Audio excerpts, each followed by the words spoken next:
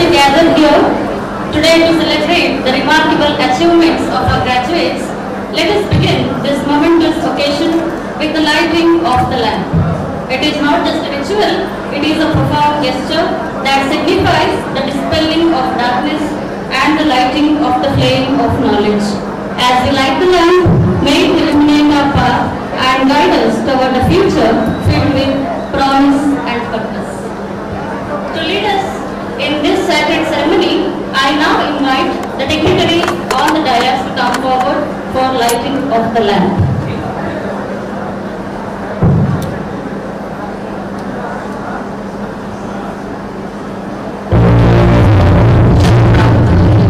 I request all of you to raise the lights and lamps.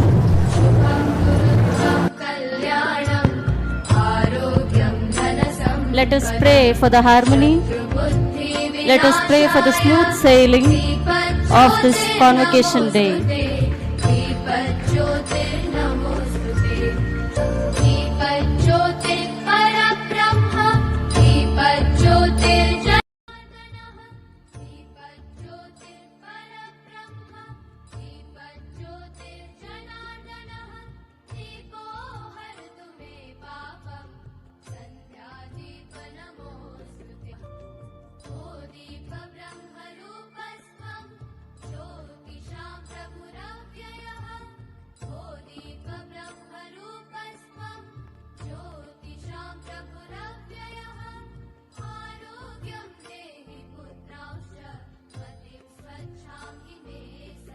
Thank you.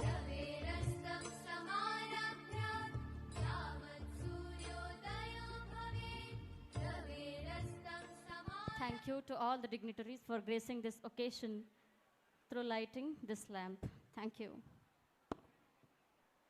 I now request the Pro Vice Chancellor of Best Innovation University, Dr. Anuradha Dhar, to welcome the gathering. Over to you, ma'am.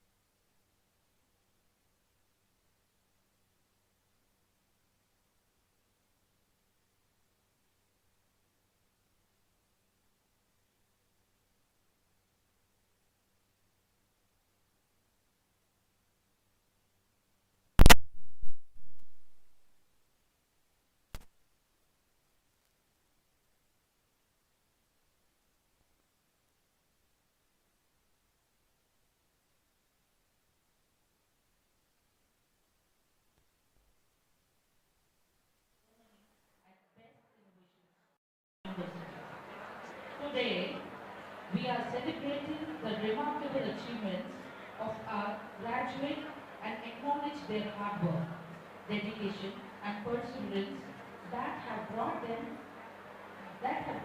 to significant milestones. As we gather here with a joyous occasion, I'm delighted to extend a special welcome to our esteemed guest who has graciously accepted our invitation and to be part here with us. We are privileged to welcome Mr. Shaurya Govilji, our chief guest today. Mr. Shaurya Govilji is the managing director at Torch Investment, wherein he leads the global achievements business out in Singapore. He has nearly 25 years of international investment on banking experience, during which time he has worked for nearly 25 years of international investment banking experience, during which he has dedicated in London and New York, which is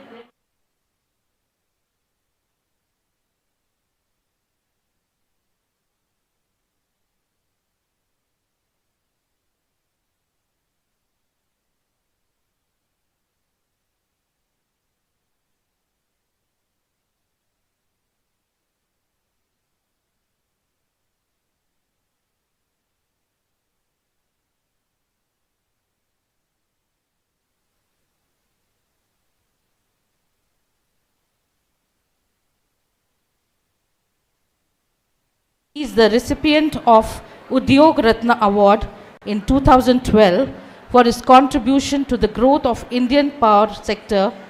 Mr. Shaurya Dovalji, the director of India Foundation, a think tank based in New Delhi with strong nationalistic credentials.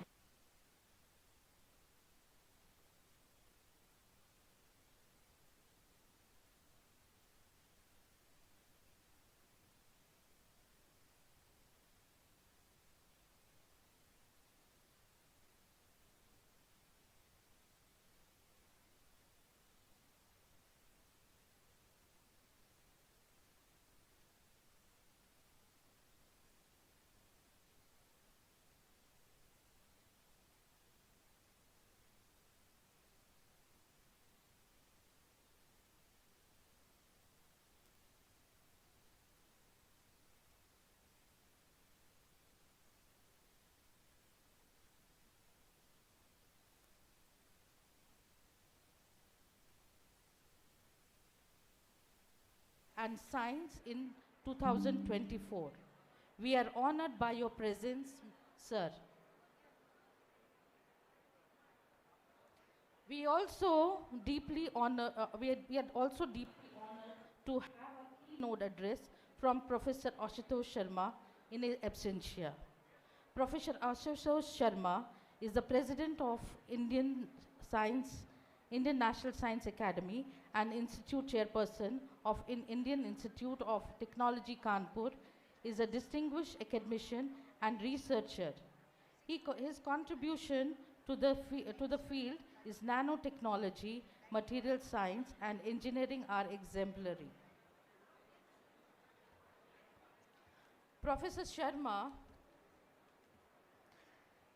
Professor Sharma's leadership and visionary has significantly advanced scientific researches, education in India and global. We understand that due to his medical reasons, we miss him amongst us today. It is a great honor and pride to welcome our patron, Sri Bharatlal Minaji, the chairman of BESTIU in University. Sri Bharatlal Minaji, a distinguished officer of Indian Administrative Service, has an extensive career in public service. He is a chairman and founder of BESTIU. Your Excellence inspires us all, sir. We are delighted to have our Chancellor, Dr. Rupa Vasudevan today. Dr. Rupa Vasudevan, a founder and Chancellor of Bharathiya Engineering Science and Technology University, Andhra Pradesh, and Chairperson of BEST Group. We also welcome Vice Chancellor, Professor Subramaniam. Now, off the dais, we wholeheartedly welcome distinguished guests who traveled from Hyderabad, Kerala, Telangana, and Karnataka. We also welcome principals from Kadri, Kurnool, Hindupur, and parts of Rayalaseema. We also welcome media and press for gracing the convocation ceremony today. We welcome parents, the guiding factor, who are here to motivate their wards today.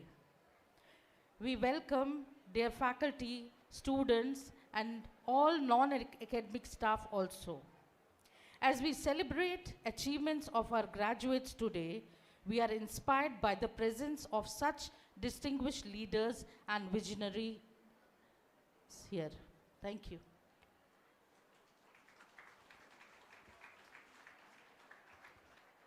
Thank you, ma'am. On behalf of this prestigious institution, I welcome you too to this auspicious occasion of Second Convocation Day. To honor the gracious presence of our chief guest, Sri Shaurya Dovalji, with us today, we would like to extend our heartfelt gratitude. We are pleased to present you with the token of our appreciation. Please accept this felicitation as a symbol of our gratitude and respect.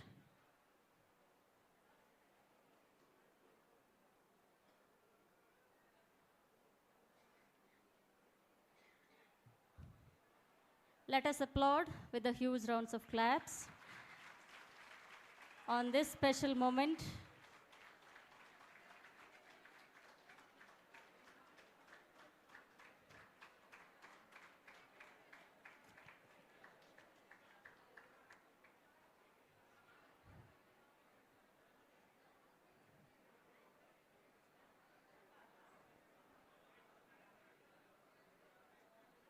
Thank you, sir.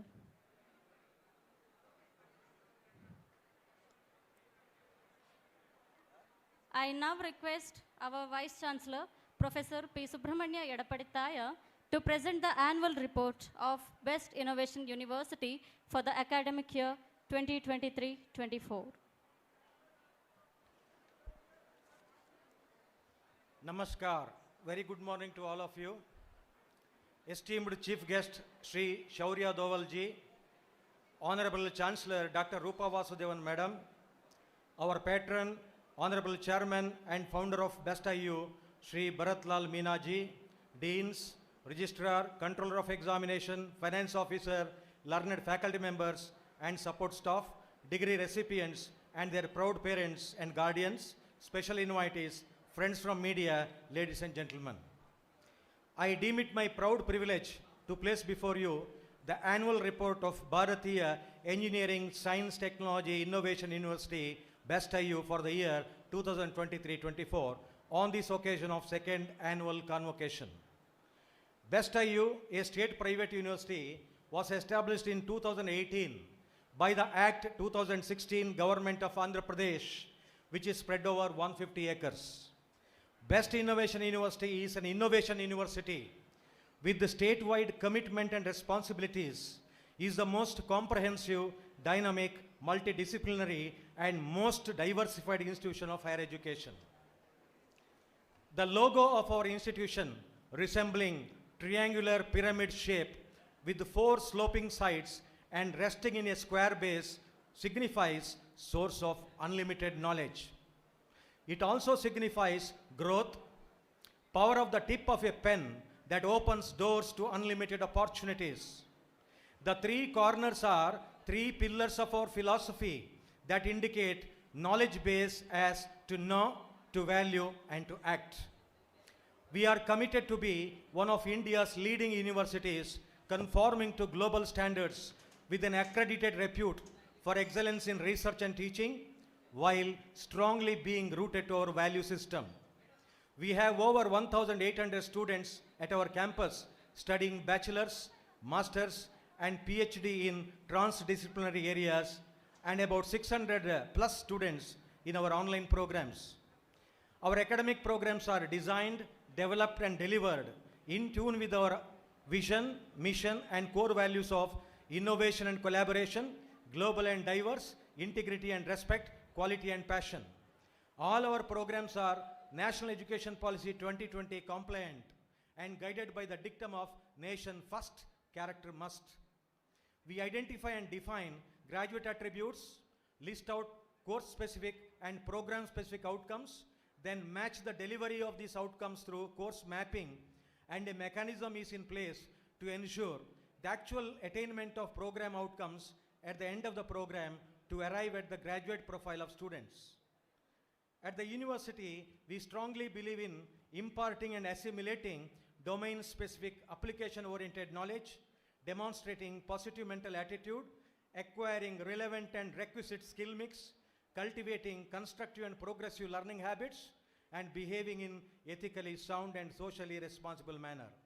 We have a College of Agricultural Science and Applied Research, Kasar.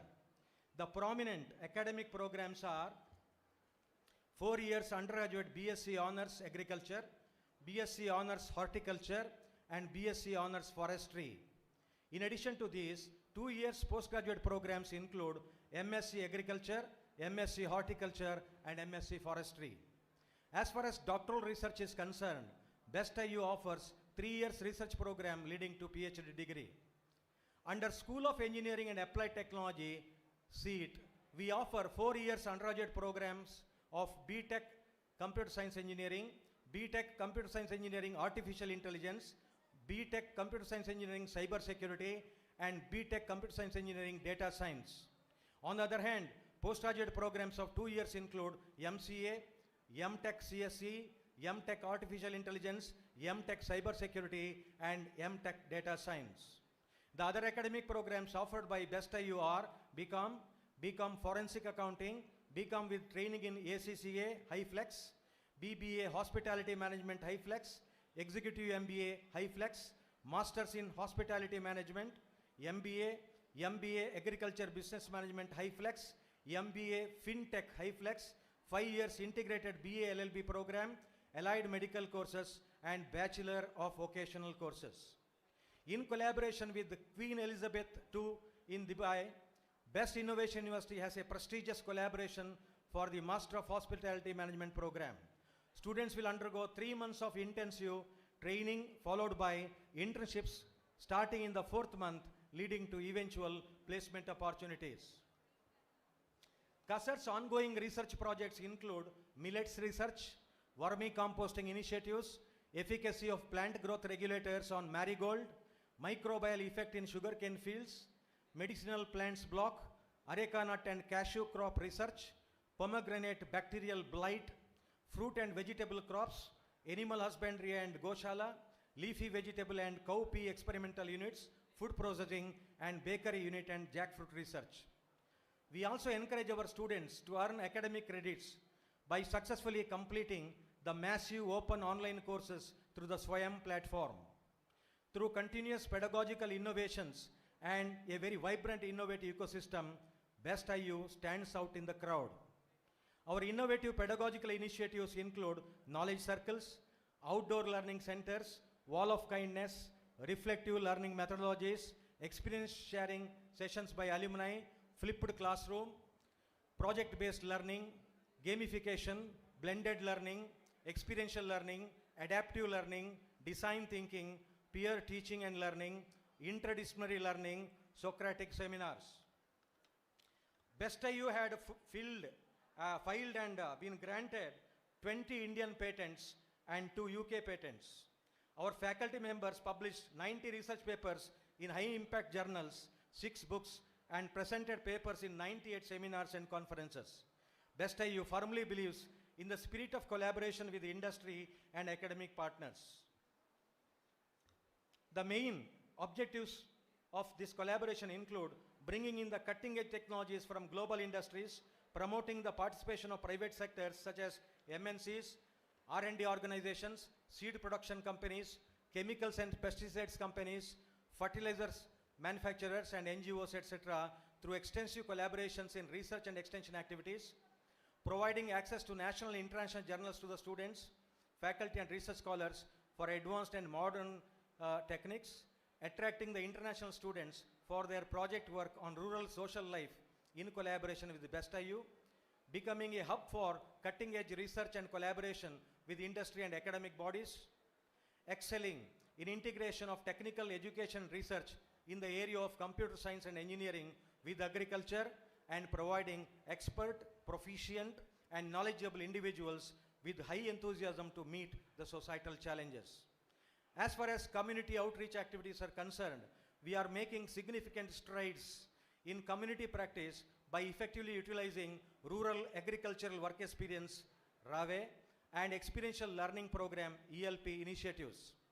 We also facilitate farmer meetings through coordination with farmer producer organizations and farmer interest groups, demonstrating our commitment to engaging with and supporting the local farming community. We have a registered alumni association, and our alumni are well placed nationally and globally, nurturing an urge for giving something back to society. Accordingly, our alumni relations and engagement, training and skill development, career development and placement cell, incubation center and startup ecosystem, wellness and resilience center, functional MOUs for industry skilling centers and technology immersion centers added substantial value to the reputation and brand equity of BESTIU. The BESTIU Placement and Incubation Center aim to cultivate groundbreaking ideas and transform them into thriving businesses. I am very much pleased to share the major achievements of our students. A total of 8 students were selected for master's programs at international universities, with 5 pursuing their studies at Ben Gurion University and Volcani Institute in Israel, 1 in Australia, and Mr. Basappa Adi, the outstanding students from the College of Agricultural Science and Applied Research at BESTIU, were selected to pursue masters in ARO, Volcani Center, Post Lab, and desert studies specializing in agriculture and biotechnology of drylands at Ben Gurion University of Negev, Israel. With full tuition fee waivers and a stipend of $700 per month for 2 years, Sanjana, Chetan and Basappa's dedication and hard work have truly paid off. Their journey exemplifies our commitment at BESTIU to provide cutting-edge learning experience and cultivate an environment of academic and research excellence. With regard to students' achievement of the School of Engineering and Applied Technology, 8th semester BTech CSC, M. Lasya has received placement in India Gelatin and Chemicals Limited as Data Analyst Level 1 with a package of Rs 15 lakhs per annum. 4 8th semester BTech students Nitin Reddy, Sudesh Kumar, Anji and Pradeep registered a software startup called Zenith Yuga Tech Private Limited. Miss Jayanti secured a seat in UK for MS program. From the 2019-23 batch of Kasar, 80% of our students secured jobs through campus placements. I had the distinct opportunity of representing BESTIU in the 5-day academic and cultural delegation to Israel during July 21st to 25th, 2024. We visited Ben Gurion University of the Negev, Beersheba, the Hebrew University of Jerusalem, Technion University Haifa, Tel Aviv University Tel Aviv, and participated in the innovation and startup meeting held at the Israel-India Chamber of Commerce to explore the possibilities of viable academic collaboration and partnership. We are blessed with qualified, competent, dedicated, and committed teaching and non-teaching support staff on the one hand, and visionary and enlightened management practicing democratic, participative, consultative, and inclusive governance on the other. We express our sincere gratitude to our Honorable Chancellor and Chairman for their continued support and visionary leadership, teamwork and relentless efforts of our Pro-Vice Chancellors, Deans, Registrar, Controller of Examination, CFO, Directors, dedicated teaching and support staff, students and their parents and guardians, alumni members, academic and industry partners, friends from media and the district administration. Jai Hind, Jai Andhra Pradesh.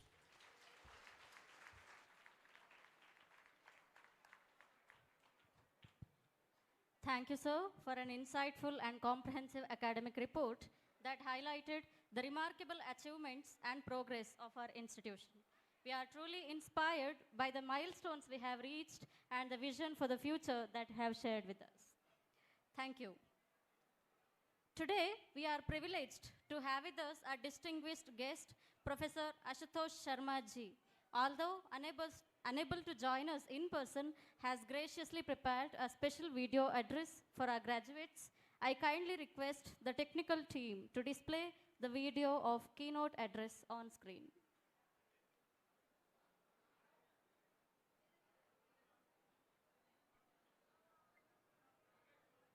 Hello all. This is a great day in a beautiful place. Let me begin with extending my warm greetings to Shri Shaurya Doval, Chief Guest of the second Convocation of BESTIU, Chairman Shri Bharathiyya Vasudevan, Vice Chancellor Dr. P. Subramanya Yada Piditya, Registrar Mr. Jayaprakash TG, members of the distinguished invitees, faculty and staff, and most importantly on this day, my dear graduating students and their proud families and friends. Friends, I am delighted at the opportunity to address this gathering of bright young minds in the annual convocation of BHARATHIYA Engineering, Science and Technology University.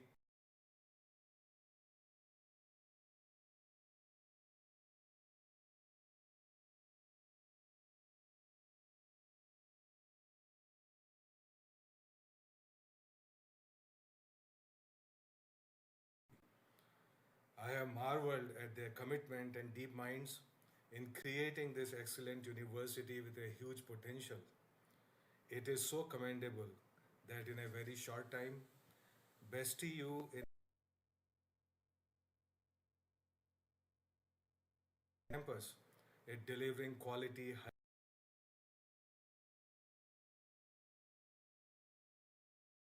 and rigorous quality assurance. All of you graduating students today make your institute, your professors, your family, your friends, and indeed your country hugely proud of you. Some of you have received well deserved medals and prizes.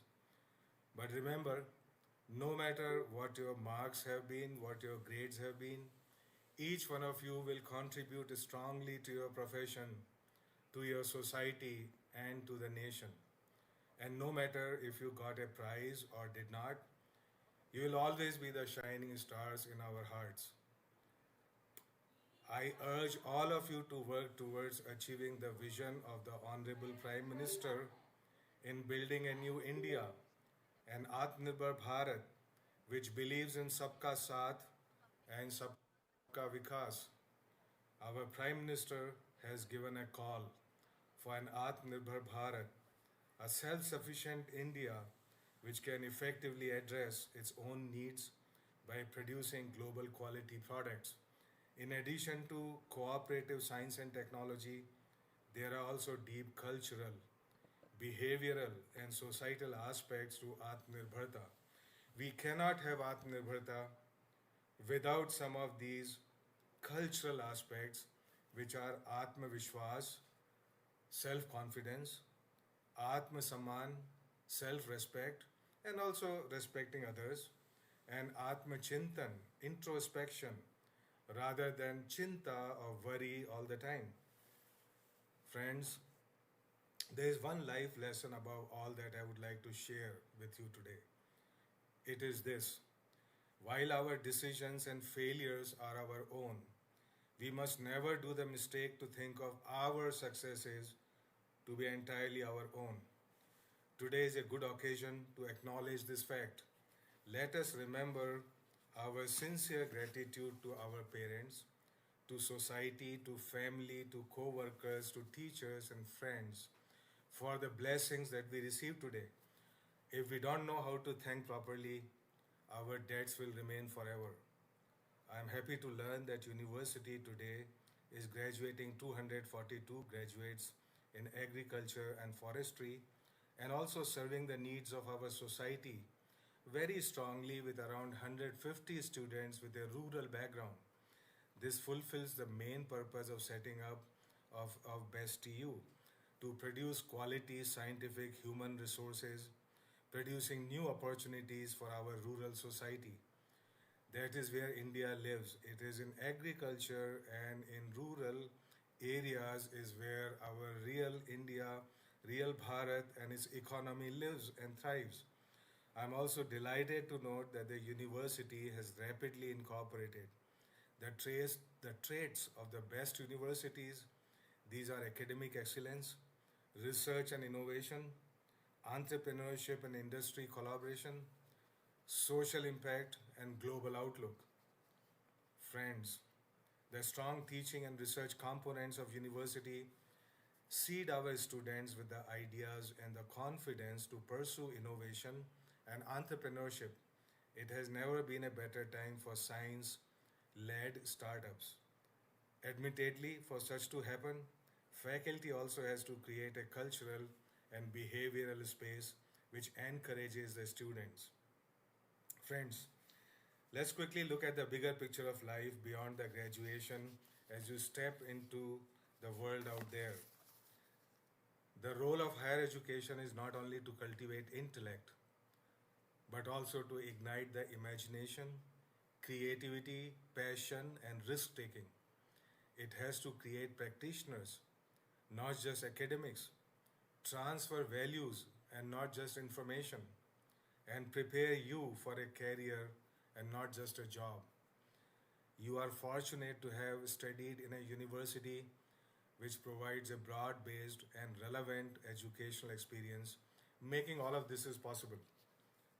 Friends, the future is being shaped by an unprecedented convergence and integration of materials, machines, biological systems, communication, data, information, computation, decision making, and autonomous perception and autonomous action. In this context, I should quickly point out the next generational challenges and opportunities. Among the major ones are that we all will have to deal with starting now and in all of foreseeable future. Rise of intelligent machines, sustainable and inclusive development, including challenges of climate change and globalization. To address these challenges requires balancing data with due diligence, information balancing with intelligent, and balancing passion with compassion. And it takes lifelong learning to learn something new, to solve problems. We have to talk to people who are unlike us, even at the cost of our psychological comfort. We have to create a balance between competition and cooperation. Friends, ours is an age of information overload. There is a vast amount of data and information available for decision making. 90% of data in the world today has been created in the last 2 years alone. It's growing at an exponential rate. Our current data generation is over 3 quintillion bytes a day. However, all of this may be of limited value if we do not understand the whole of the knowledge pyramid. The real challenge is to understand, to sort and analyze this information, to arrive at new insights, knowledge, and even wisdom. This will allow meaningful synthesis, innovation, discoveries, inventions, planning, decision making, and problem solving. This alone is the future hope of the mankind. Friends, development that respects sustainability is an extraordinarily complex issue. We may think that technology is the key. It is certainly an important factor. However, the gains of technology can be easily offset and even surpassed by the rise of greed, mindless consumption, and apathy. We know that excellence begets excellence. However, excellence is built not only on formal intelligence measured in exams and only on IQ, but also on commitment, on emotional balance, and empathy. If we are committed, the community around us will also excel and prosper, and it in turn will aid in our quest for a life well lived. You will then smile not only with your purse, which is a small thing, but with your whole being. I urge upon the faculty members of this university to impart to the young minds not only the technical education, but also the education that teaches one to respect diversity and negotiate and help the fabric of our multicultural society. Friends, our challenges are clear and present. There is no time for sleeping, there is no time for sloth and being contented. There is a light-hearted saying, if you want to change the world, do it while you are young. Do it while you are single.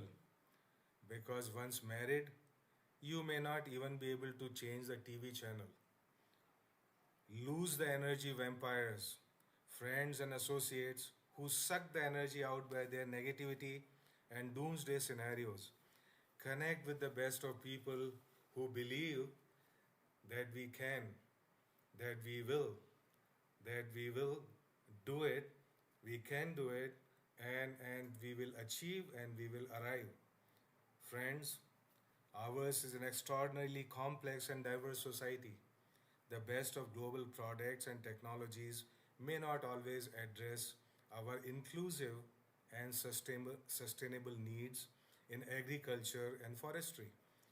Creative innovation is the key. Be a creator of knowledge, wealth, and employment. Any society calls its best and brightest to lead the charge for big transformative changes. A nation of some 1.4 billion citizens has high expectations from you. There are today unprecedented global stresses and challenges in sustainable economic growth and job creation.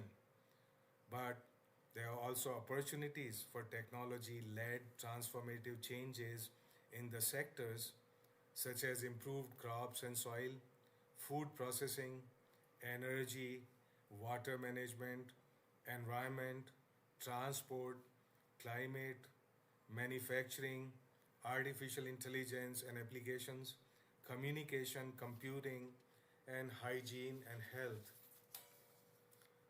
There is a whole world out there. The world is our oyster. So it's time to roll up our sleeves and jump into action. The time for incremental fix is now well past us. Our challenges are huge, clear, and present. The window for effective action will not remain open forever. The relentless forces of globalization, together with the rise of deep technologies and climate concerns, can turn our demographic dividend, being a young nation, into a demographic liability. I am confident that the young minds here have the confidence, intent, zeal, commitment, and capacity to successfully address our challenges. Friends, we are nearly at the end. Let me quickly run through some things that I try to remember and I try to do, although not always with success. These are some of the little lessons that I have learned in my life of over 60 years. Be curious, feed well not only the body, but the mind and the heart also. Do visit little cool streams and fields, which you do all the time, fields which are pregnant with mustard seeds. Witness the splendid show of stars on a dark night. A mind which is made silent by the understanding of its own insignificance is a fountainhead of new and holistic insights. Don't confuse success with excellence. Both success and failures are temporary. It is our sensitivity to the little joys and sorrows of the world around us that make our lives have any meaning at all. Friends, we are at the end of our short journey together. It's been a happy journey. Many thanks for the privilege that I received to be a co-walker on this beautiful day, full of positive and meaningful memories. The future starts now, and the next phase of your journey begins. May your path be lit always by the gold of the rising sun, and framed on all sides by the deep blue of the sky. Friends, I wish you a path with a heart for the journey that you start now. Jai Hind, live long and prosper. Jai Hind.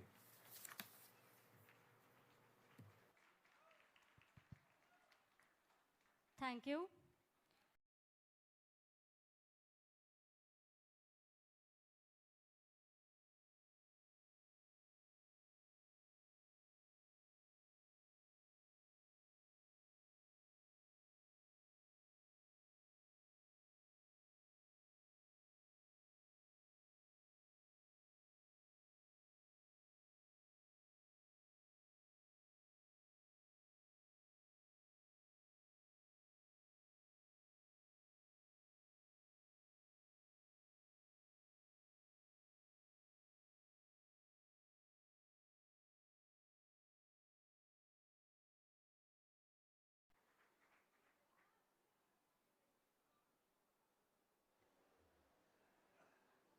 Good morning, namaskar to everybody in this hall.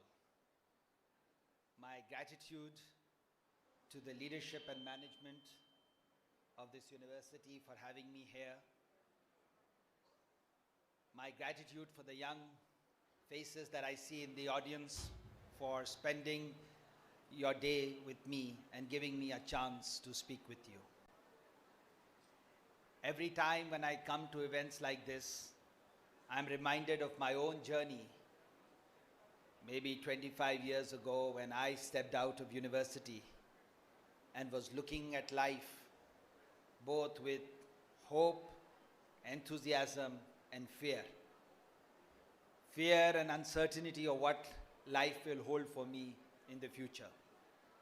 Now, as I reflect back and I share my experiences, I want to assure all of you sitting in this hall that the world that you are inheriting, the world in which you will be stepping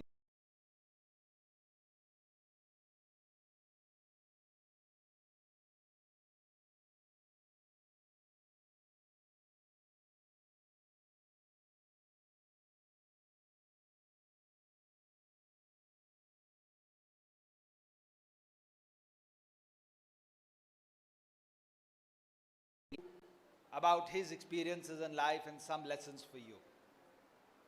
I will take a small digression today and share with you in the limited time that I have that the opportunity that all of you have and the country in which that you are all born and the country in which you will now inherit and take the leadership in the next 25 years and what kind of country that it will be in the 100 years to India's independence.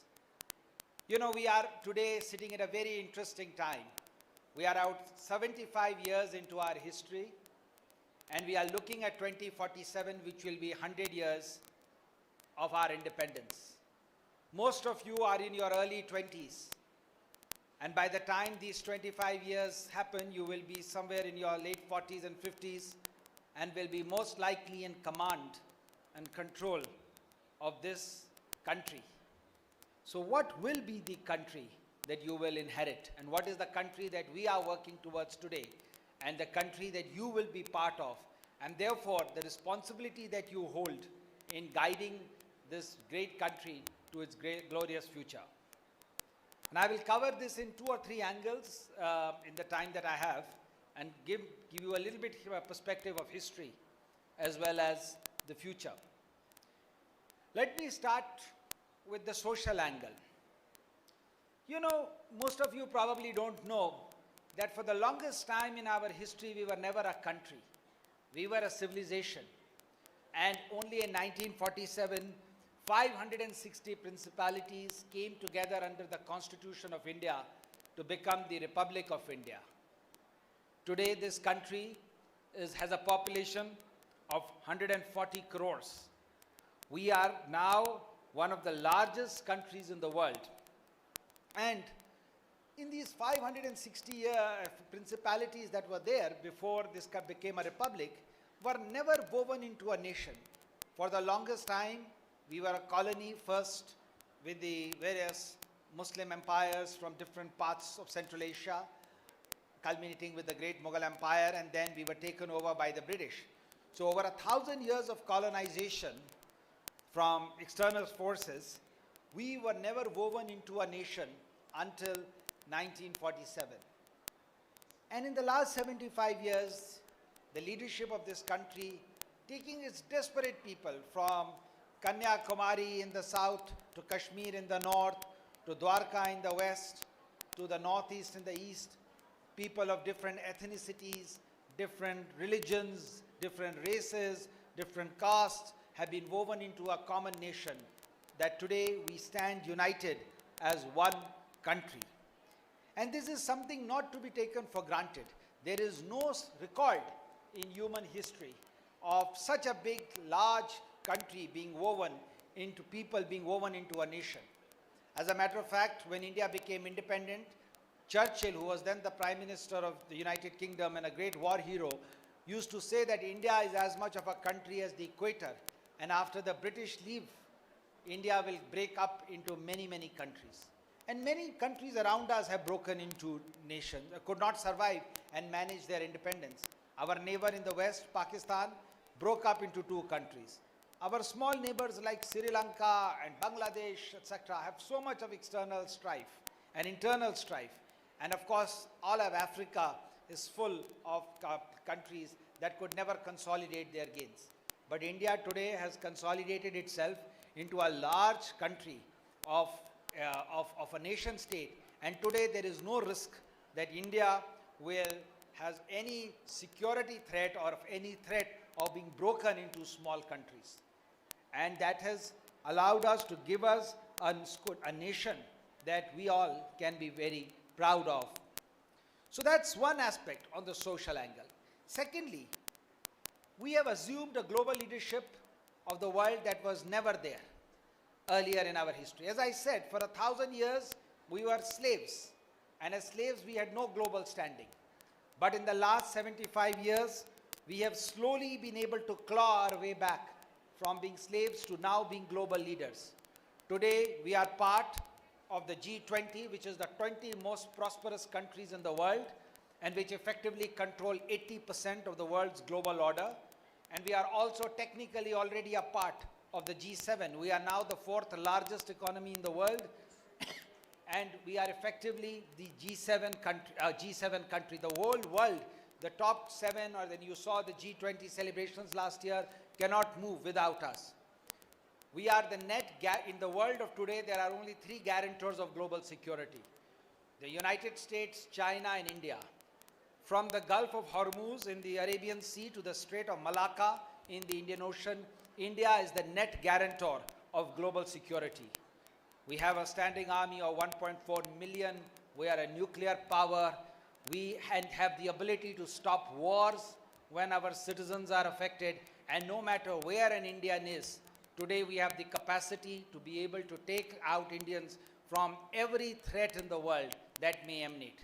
This is today the might of the Indian state and the Indian nation.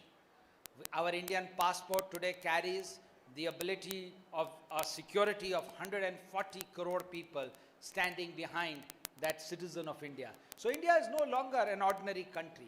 Its global standing today is such that we can actually decide how the world order will be shaped. And there is no global discussion where India is not part of that dialogue in ensuring that.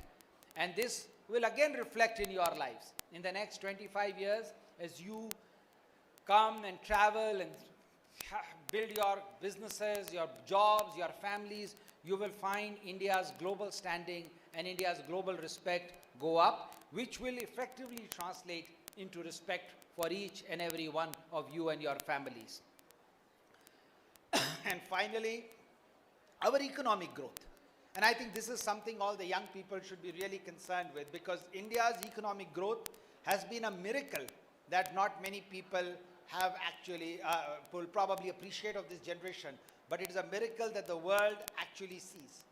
You know, when the British left us, they left us with a very small economy of only $30 billion. It took us about 60 years till 2007 to become an economy of $1 trillion. There are only 16 countries in the world out of 200 countries that are today an economy of $1 trillion. So what we achieved in 60 years, from 2007 to 14, we achieved in the balance 7 years. And so in 2014, we were a 2 trillion economy. In 2019, what took us 60 years, then took us 7 years, then took us 5 years, we became 3 trillion. Had COVID not stuck, we would have become a 4 trillion, but we are effectively now a 4 trillion economy already. And the beauty of this miracle, as Einstein used to say, is that what we have achieved in the last 75 years, we will achieve in the next 10 years. By the time India hits 2034, the next 10 years of your life, India would have earned what it has earned in the last 75 years. We would be approximately an 8 trillion economy. What that means is that there is a lot of wealth that is going to come your way. As a matter of fact, as I mentioned to you, by the time we hit an 8 trillion economy, there will be many states in our country, like Andhra Pradesh, like Karnataka, like Maharashtra, which will themselves be a $1 trillion economy in themselves. So what that means is that all of you will have a chance to have a bright future. All these people sitting here graduating will have a chance to create unicorns, to become millionaires and billionaires, to have a nice life for themselves and their families, to get all material prosperity for themselves and also do social good for others. This is the opportunity that now beckons you. And this opportunity is going to happen. Now you will have, the country has the resources, the capacities, the capital, the manpower to provide you with these opportunities. Indians in the next 10 years will have to travel nowhere in the world. You know, when I graduated from university, I had to go and study overseas. I had to get a degree overseas. I had to work overseas because there were not enough opportunities in my country to absorb me to be able to progress. But in 10 years' time, we will be seeing a country where that will not be a problem. Yes, you will travel abroad. Yes, you will study abroad. Yes, you will gain education, knowledge. You will see whatever is the best in the world. But the opportunity to apply that knowledge will be in your country, in your town, in your city, in your village. And we always say that in the last 75 years, we created about 10, 15 companies that were very big, billion-dollar companies. And they came from privileged backgrounds, people whose parents had a lot of money. So you had Birlas, you had Tatas, you had the Ambanis, people whose fathers and mothers could give them the money to start. But all that we were able to do in 75 years was produce 15 companies like that. In the last 10 years, we have produced 140 unicorns. And we are producing one unicorn every month. These are ordinary people, ordinary children whose parents are farmers, truck drivers, bureaucrats, army officers. They have no privilege. They, in their own lifetime, are creating billion-dollar companies. So what we could achieve in 75 years, only 15 companies. We have now achieved 140 companies in the last 10 years. In the next 10 years, instead of 140, these might be 1,400 companies. And out of these 1,400, many of them will be you or people like you. So for you, this is the opportunity.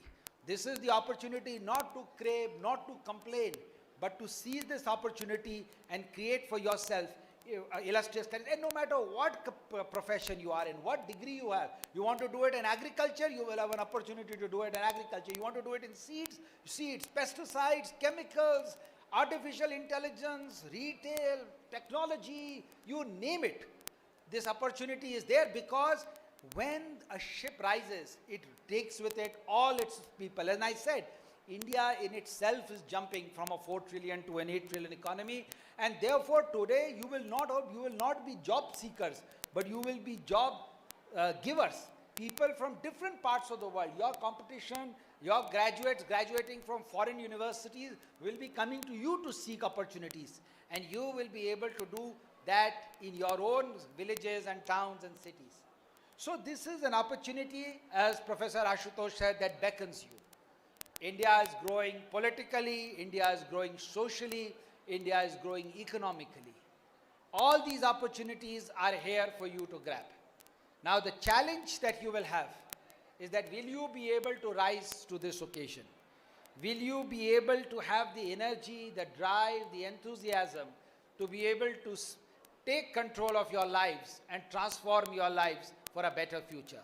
Or would you fritter away them as just being consumers and customers for some big company, whether it is a Netflix or a YouTube or a Facebook or Instagram?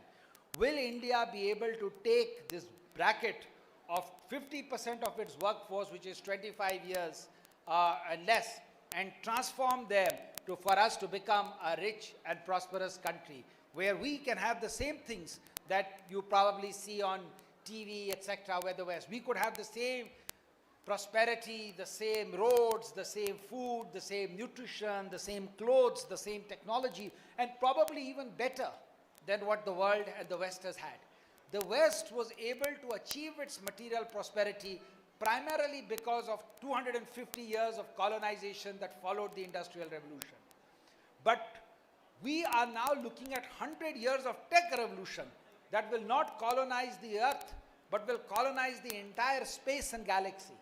And you know, India is going to be at the forefront. Tomorrow in Bangalore, I am visiting a company that is working in the field of space and satellites. We are now looking to colonize the world beyond. Many of you are agriculturists. Could we tomorrow be having plants and plantations on the moon, on some other planet? This is the race that humanity, as the Earth's land becomes short, the challenge will be to apply technology to colonize other parts of the galaxy and the space. And I think this is the opportunity that India, which missed because we were not part of the Industrial Revolution, wants to be part of. We are at the forefront of the world's space technology. There are only 3 or 4 countries in the world that have this technology to be able to go out and colonize space. And there is a scramble for that. There is a race between countries. United States, India, China, now Russia used to, but no longer. That's it. Out of 200 companies, there are literally 4 or 5 countries, and in which our agriculturists, our scientists, our engineers, our technical people will play a very, very important role. Because we are already reaching there. We are already studying the soil, the land, the atmosphere. Now our next charge is coming. How do we apply these things to transform that space? So I will appeal to each one of you. Read, study what is going on. Think of innovative business ideas. Think of how you can take the control of your life. As I said, 140 dollar billionaires, that means worth 8,000 crores, are young people like yourself who started from these same houses, same villages and towns, and have in the last 10 years transformed their lives. Why could you not do that? Why could you not do that to make a better future for yourselves, a better house for your parents, a better house for your community, a better ability to be able? But you will have to be innovative, you will have to be hardworking, you will have to be diligent, and you will have to be globally competitive. And I assure you that this country, the generations before you, the government, the society will do everything to help you achieve those objectives. Because when you achieve those objectives, this country will achieve its objective of being a rich, powerful, and a strong country. And what, as I said, was taken away from us in 1,000 years, we will get it all back in the next 100 years. And I often cite the example of United Kingdom. United Kingdom, the British ruled us for 250 years. They did nothing for us. Nothing. When they left, every year between 1939 to 47, 10 lakh Indians used to die of hunger and food and famine. In 1942, in the Bengal famine, 60 lakh Indians died of hunger and famine. The British left us with a literacy rate of only 6%. For 250 years, they did nothing but economically exploit us. Take all our money and build roads, wealth, houses, heating systems, great cities in their country. 250 years of looting and plundering. In 75 years, once we got our independence, we have clawed all of it back. Today we are richer than the United Kingdom as a country. Today, on that same land where the British left us with 1 million people dying of hunger, at that time our population was 30 crores. Today on that same land, 140 crore Indians live, and we produce more than 15% food than we can consume. We have to throw the food in because we don't have the ability to process it.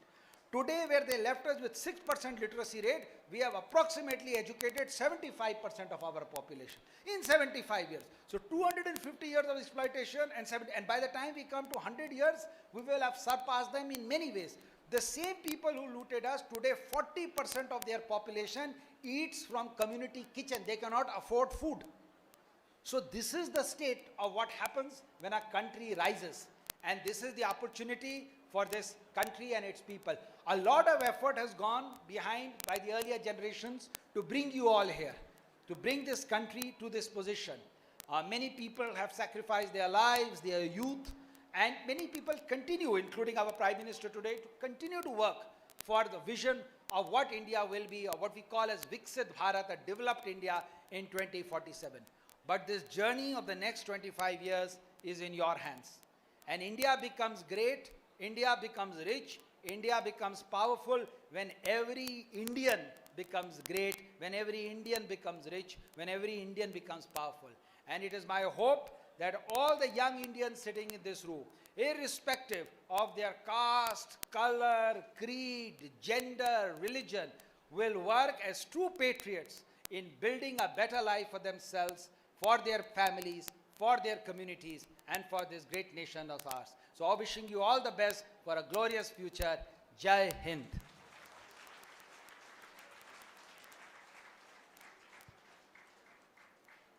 Thank you so much, sir, for your inspiring and insightful convocation address.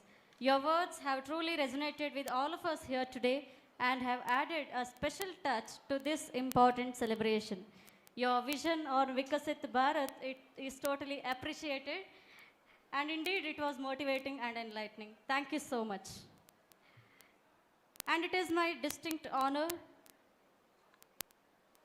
Moving further, it is my distinct honor to call upon our Honorable Chairman, Mr. Bharatlal Meenaji, a retired IAS officer who is leading our institution with vision and unwavering dedication. He has been instrumental in shaping the academic journey of each and every one of our graduates. Please join me in welcoming a person whose leadership have been guiding light for our institution and has consistently championed academic excellence, innovation, and the overall growth and success of our students. Over to you, sir.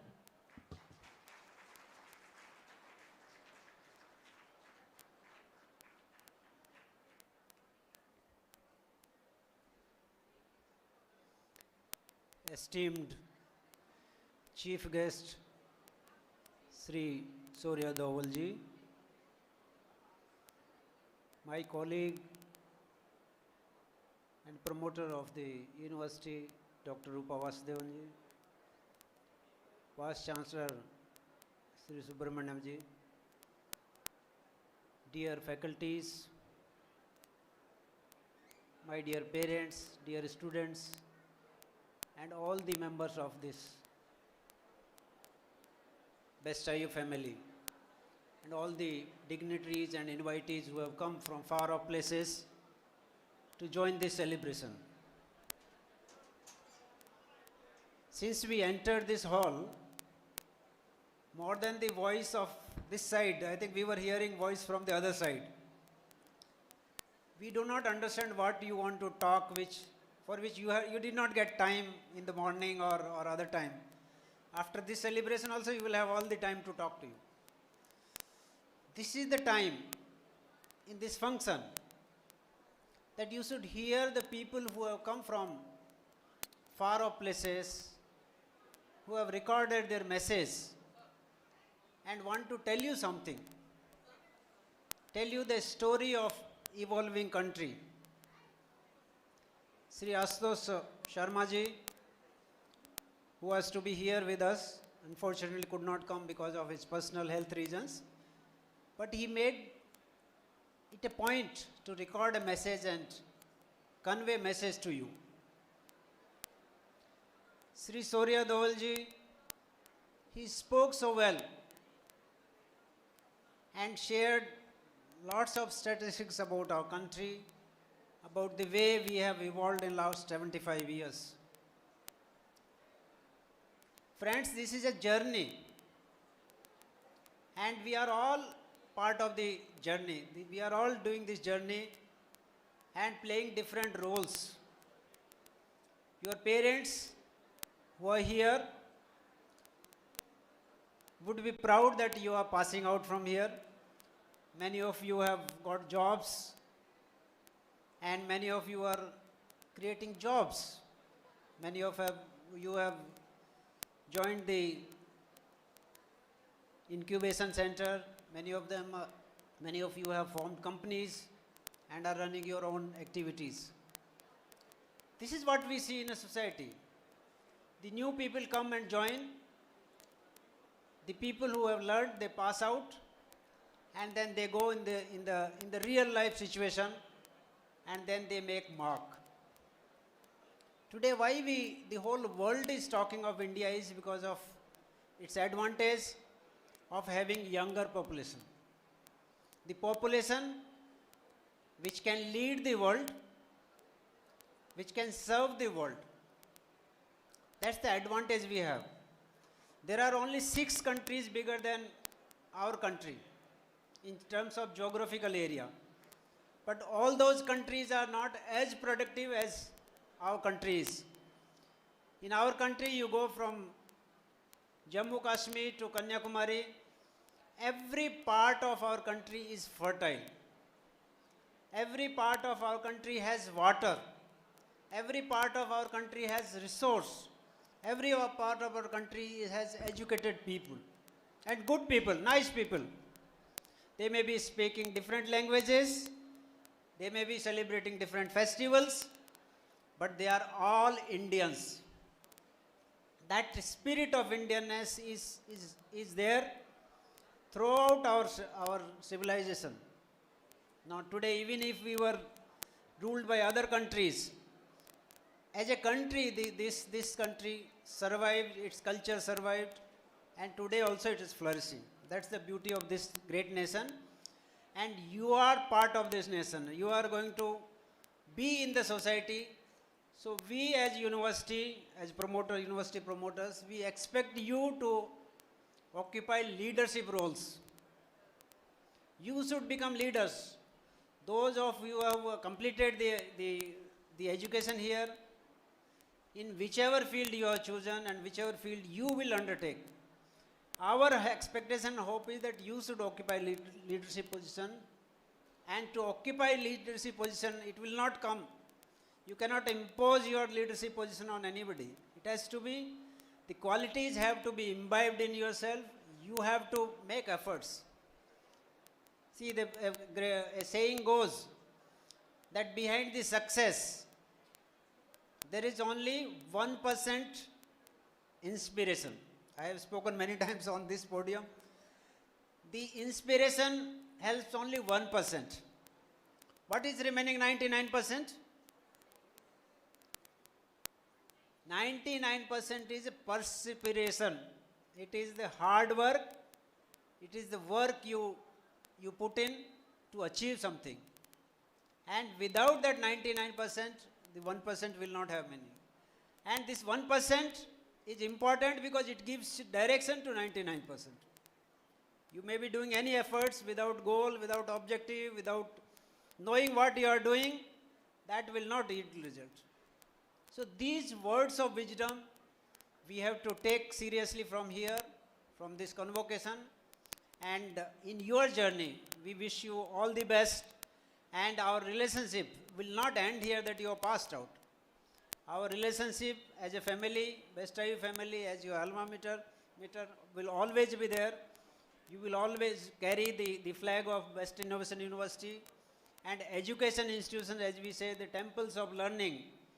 They are true temples of learning when you become true citizens, good citizens, and you are respected in the society.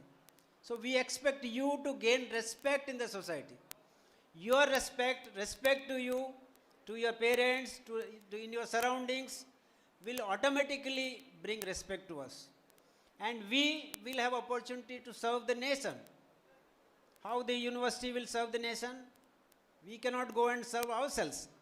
We will all serve through our own students, dear students, who pass out from here, who learn here, and then go out in the society. This is how the system works, and I am happy that you are all part of it. And Mr. Shaurya Dovalji, who is a renowned entrepreneur himself, he manages funds. By maybe many of you want to do something innovative. You may approach him, and he may be kind enough to support some of the innovations. He believes in entrepreneurs. He supports entrepreneurs. And he was talking to us about the university, the story of university, how university is doing, how the idea of university came here. All that he has in mind, because he has seen entrepreneurs flourishing. The entrepreneurship and leadership does not grow anywhere. It is not. You will not find leaders anywhere in the market or in shop or in factory or anywhere in school. They are all cultivated. They are grown in and surrounding, and people become leaders from the crowd. This is how the system is, and I am sure that all of you would become leaders of tomorrow. The future of country is in your hands, and it is in safe hands. So I compliment the parents, the students who are passing out, and other students who are participating here. I also would like to acknowledge and thank the invitees, the principals from Rayalaseema region, various parts of the districts. They have traveled here and come here on our invitation. We have our partners, MOU partners from various parts of the country. They have also come here. We acknowledge their presence. We acknowledge the presence of the media which has been covering our events from time to time and giving support to us. When we set up this university here, in fact, this place we could not travel from the main road. We could not see the extent of land at that point of time. Today, that dream which was there, which was even not even seed, that seed today has become a big tree. It should become a banyan tree, big tree. I think it should grow and grow and grow. And that tree should reflect in your growth. We and you are not different. We will always be proud of you wherever you are, and do make us proud, do make your parents proud, and be proud of your own achievements. That's what I would like to say. I thank every one of you for having made time to come here, and thank you very much. Jai Hind, Jai Andhra Pradesh. Jai.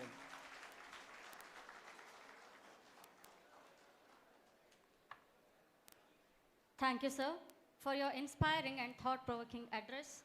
Your words have undoubtedly left a profound impact on our graduates and everyone present here today. Thank you. Now it is my distinct honor to introduce a visionary leader whose unwavering commitment to excellence has been a guiding light for our institution.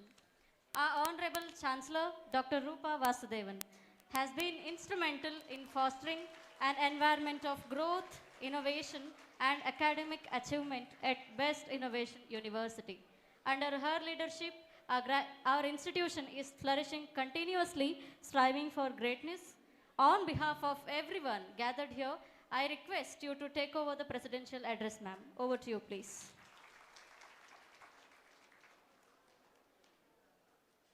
Good afternoon, everyone. Namaskar. I would first request a huge round of applause to our chief guest today, Sri Shaurya Dovalji. Please understand, he's not someone ordinary.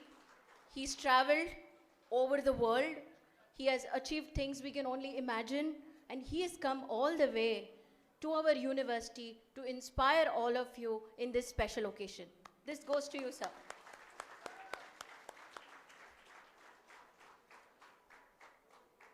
Dignitaries of the dais and dignitaries on the dais, thank you very much for being here today and motivating all my students and us. As you don your caps and gowns, all of you today, you are not just marking the end of a chapter, a very, very important chapter in your life. You are also stepping into a new world of possibilities, of opportunities. You must be incredibly proud of yourself to have reached where you have reached. Round of applause for yourself. Your parents must be incredibly proud of you for what you have achieved today. And we at Best Innovation University are also proud of all our graduating students. I would only reiterate 3 things that the Bharatiya Engineering, Science and Technology Innovation University stands for. First and foremost, we are Bharatiya Engineering. Now what does that mean? Sri Shaurya Dovalji today took us through a beautiful journey of then and now of our prosperous country. Why are you a Bharatiya? And what is your civilizational legacy is something that each one of us should be extremely proud of. He put things in perspective on why to have that pride inside you. As a nation, we are developed, we are a force to reckon with globally.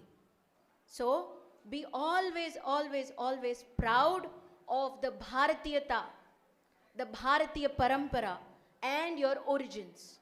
Your civilizational legacy, you must be incredibly proud of being born in this wonderful nation. Second, we are an innovation university. Now what does innovation if it does not make a meaningful impact to the globe, to the world, to our country?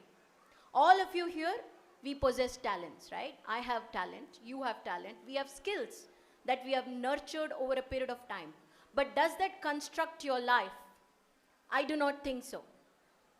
I believe the contribution that you will make with the talent, the service and adventure that you will embark upon with innovation and challenging yourself with that talent, that is what will define you. Acknowledge and nurture this talent forever. Lastly, you belong to the best innovation university. Always, always aim to be the best in whatever you do. Be mindful, be aware of what the society needs. Collaborate, network, bring people together in your life and ensure that you are always, always the best and you remain at the top of your game. I will not take much time as we have a lot of degrees to give out. Thank you very much and wish you all the very best of luck.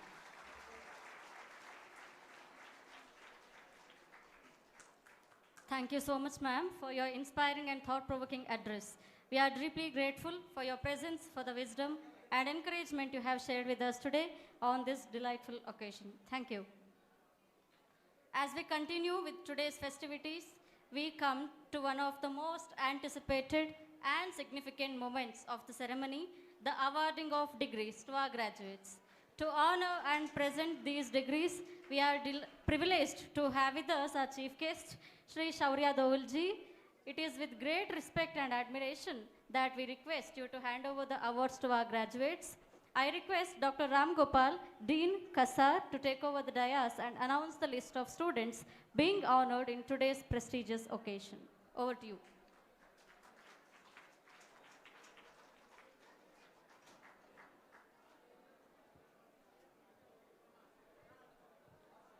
Respected dignitaries on the dais, and parents, staff, media, and my dear students. It's very great pleasure to me to announce the list of students who are graduating today. Let me start the list with the first and second gold medalist and silver medalist students. So with the permission of honorable guest, I'm allowing the students to receive the medals.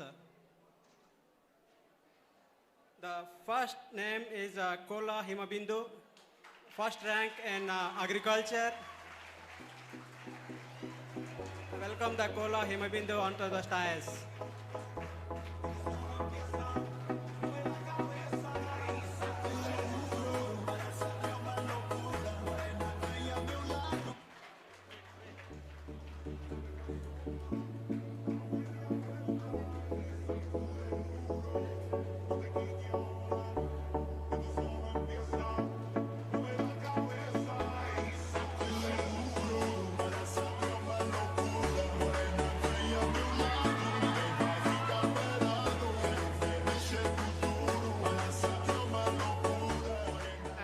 Boys, Mr. Chetan L., a gold medalist from agriculture.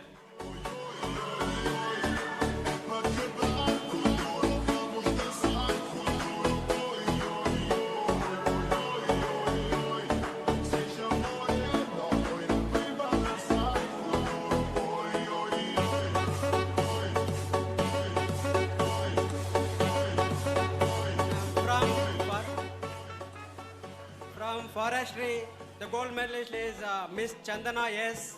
Please welcome onto the dais.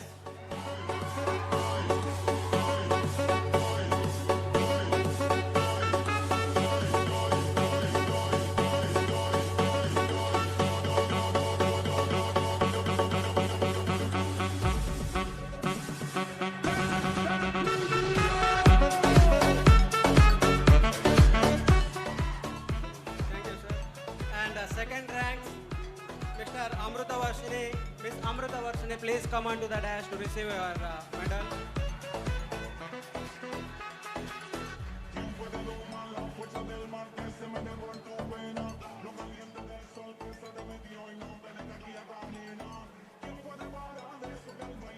And from agriculture, Sheikh Baba Fakhruddin, second rank.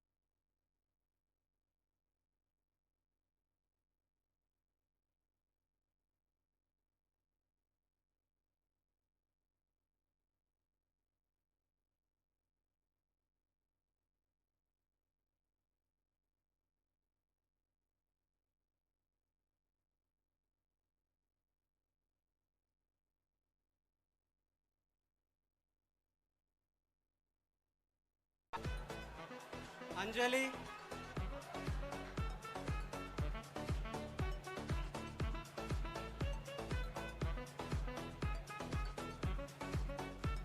Ankala Akita,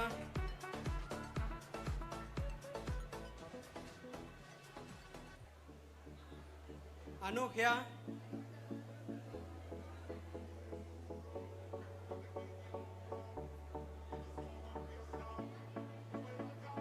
Anuhya, Anuradha,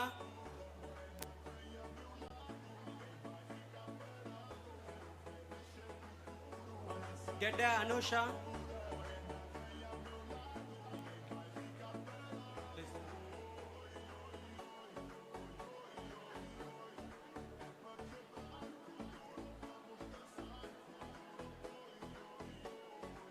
Indla Anusha,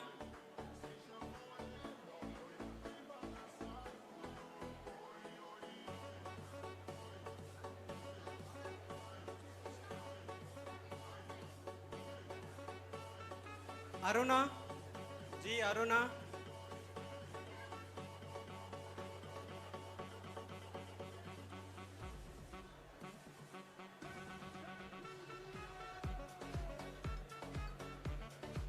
A. Banu Prasanna,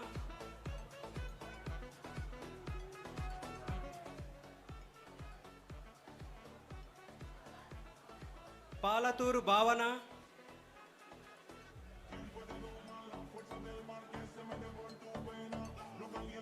Palaturu Bhavana,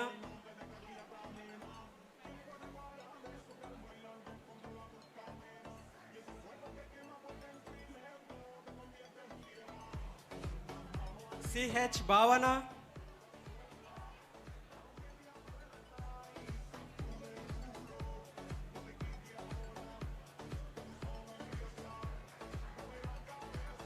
Aula Bhavyasri,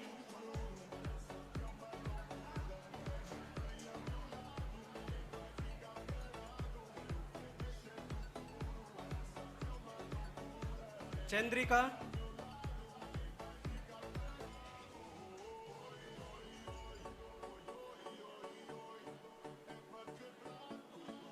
R. Divya,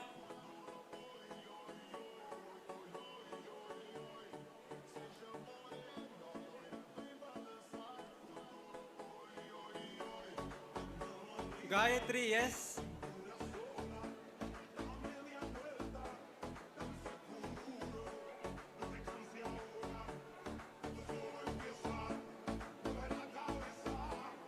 Mannuru Geeta Madhuri,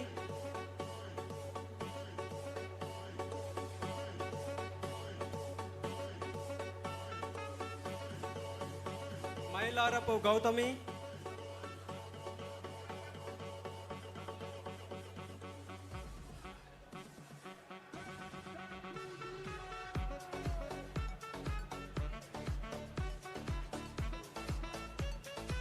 Mailarapu Gautami,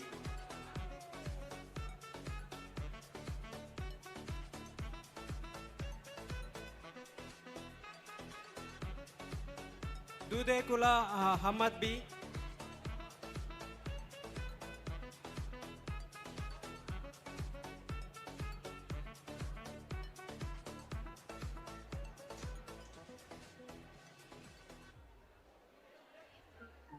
Anna Grace,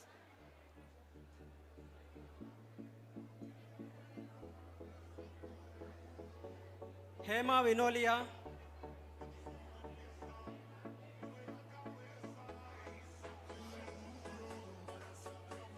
Hemavati, K. Hemavati,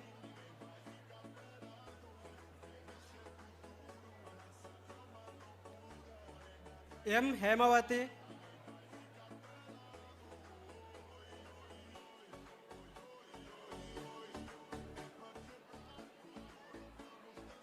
J. Jahnavi,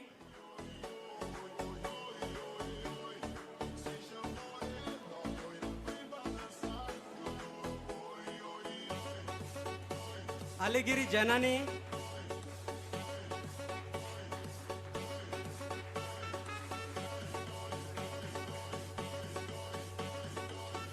Sheikh Jasmine,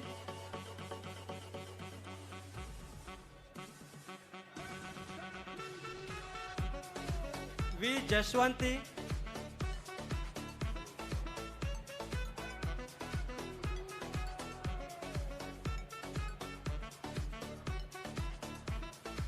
K Jayanthi,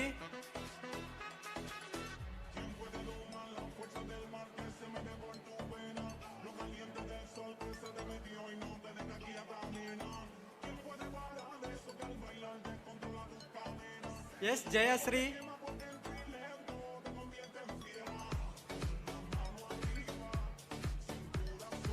ఉరికేటి Joshna,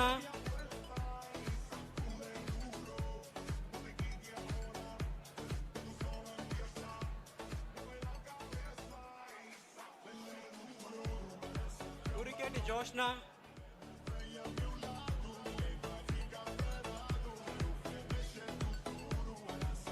Bonam Jyothika Aishwarya,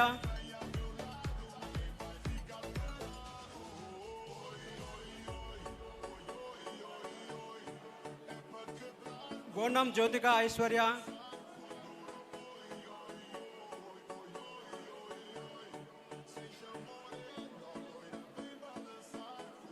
A Joshnasri,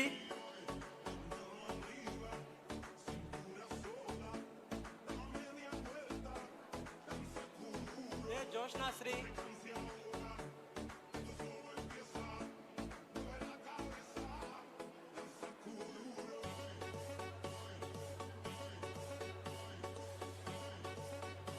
K Kalpana,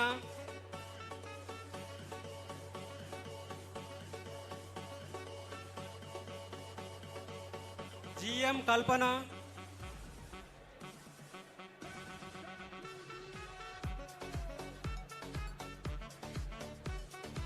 S Kalyani,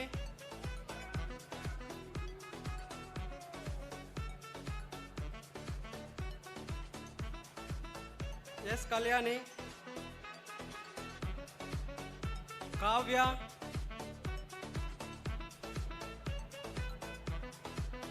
Shankari Krishnapriya,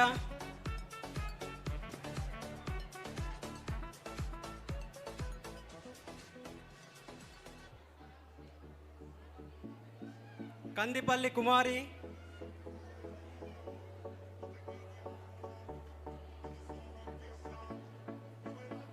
Vemula Lavanya,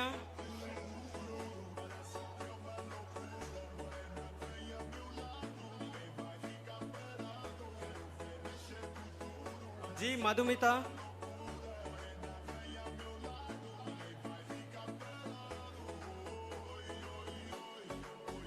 G Manasa Chowdary,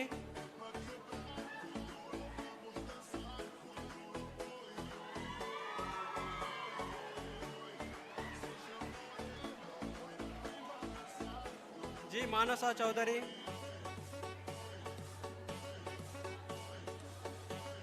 Govind Mounika,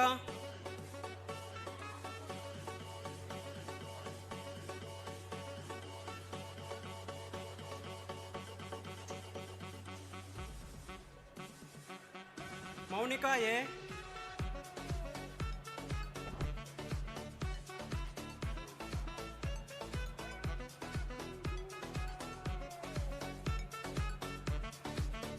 Putta Mounika,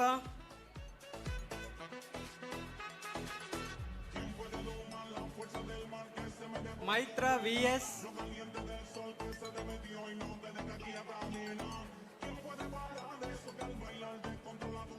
P Nagalakshmi,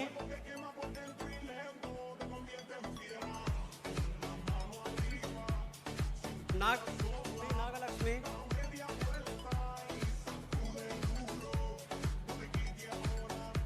Nagapujitha పుడిశెట్టి,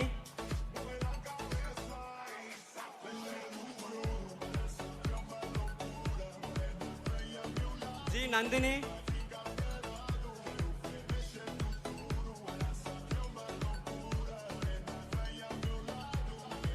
Paturi Nandini,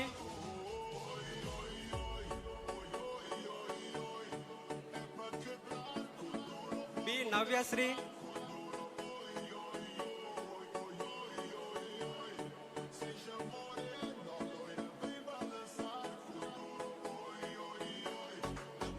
కని Harika,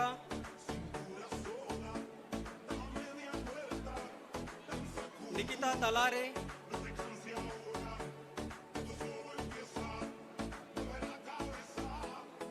निश्चिता M,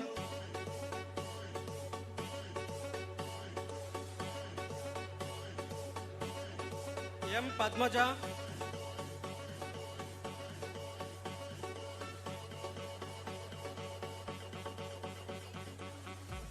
पूर्णिमा S,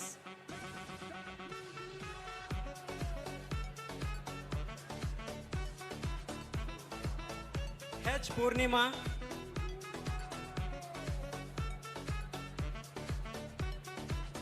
करणम प्रज्ञश्री,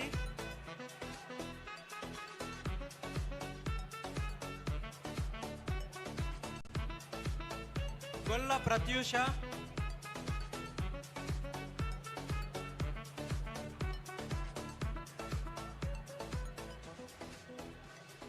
गोविंद प्रवल्लिका,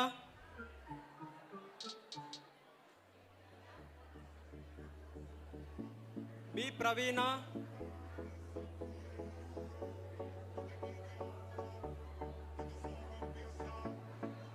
के प्रियांका,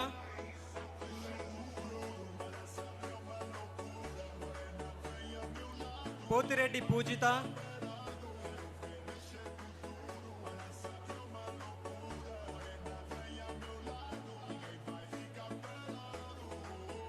राजू शल्व जयश्री,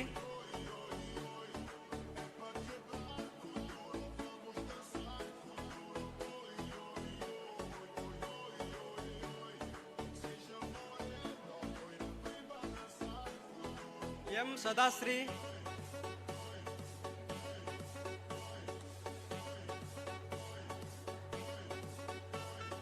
साई चरणी,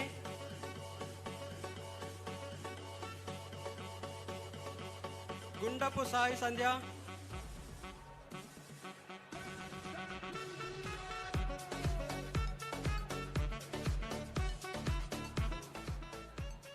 B Sai Uma Maheshwari,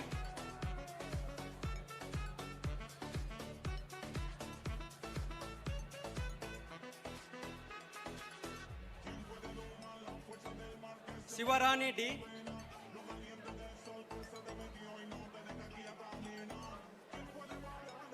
Shivarani D,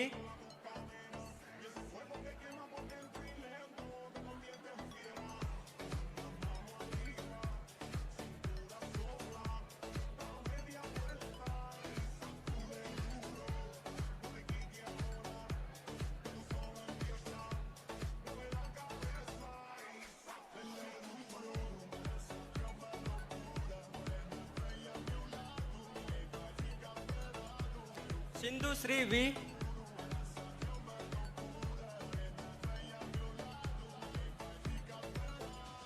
पापट्ल Saudamini,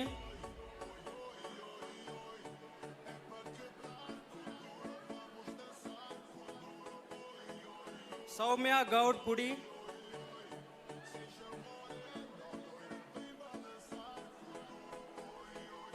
सी स्पंदना रेड्डी,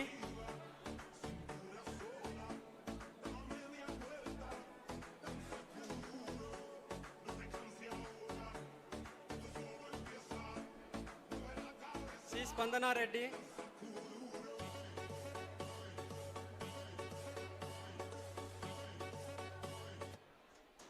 जी श्रावणी,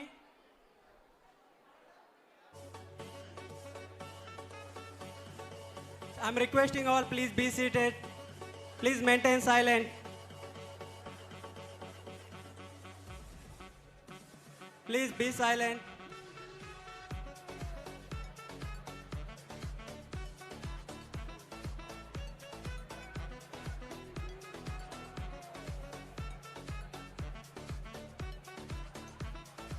जी श्रावणी,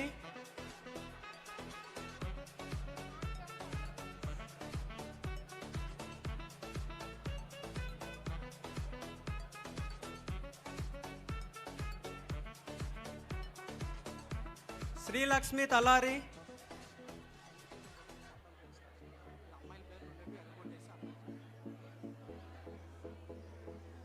जी सुमश्री,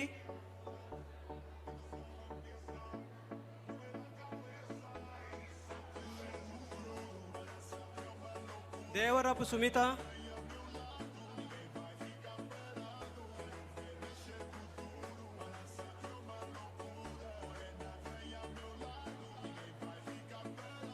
ఎట్టా Susmitha,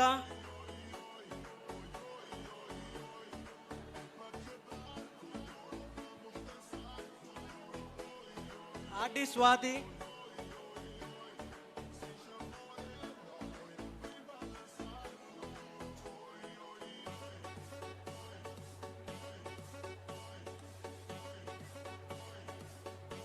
Sai Umamaheswari,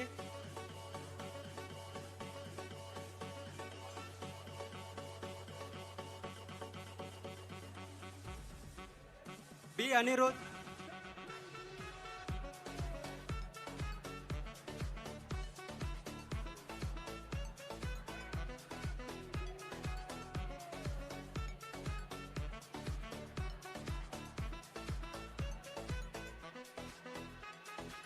Yashwant. Please, all boys, please come near to the dais.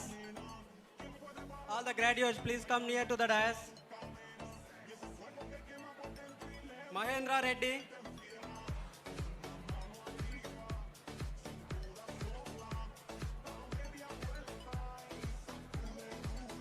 Manath BS.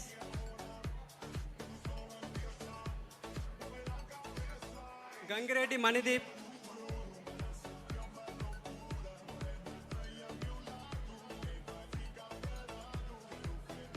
Manideepa Gaud.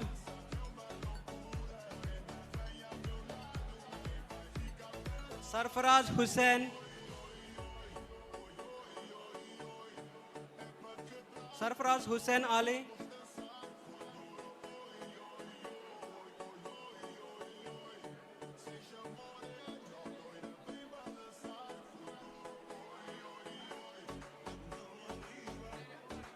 Sheikh Abdul Muhammad Rafiq.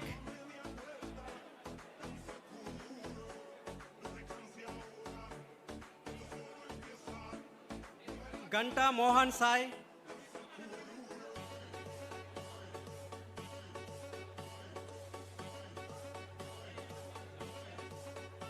U Naga Tripathi Gopiraju.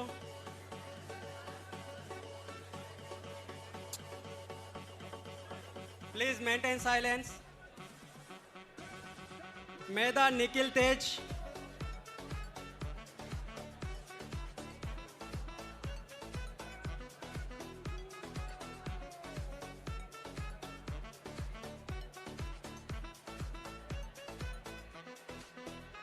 Pavan Kumar Reddy.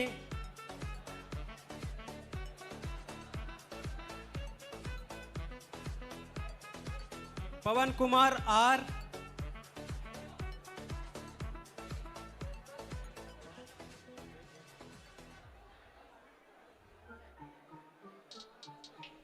Pavan Kumar R.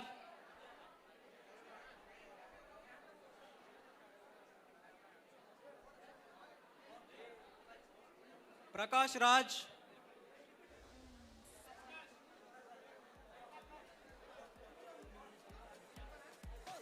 Prakyat Kuredikeri.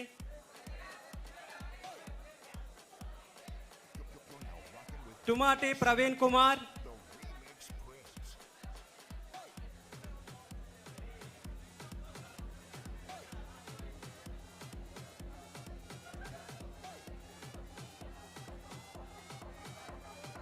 R. Rakesh.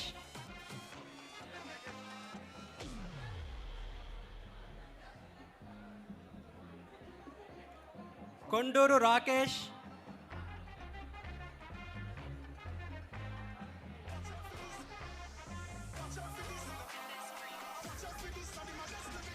Ramanjaneya J.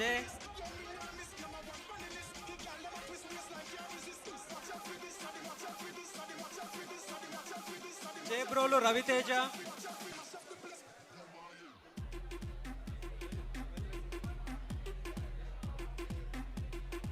Chebrolu Raviteja. Revan Siddha. Sachin.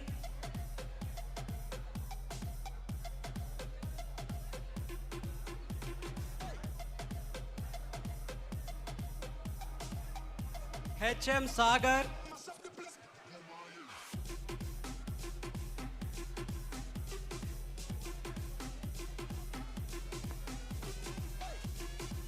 Katta Sai Charan,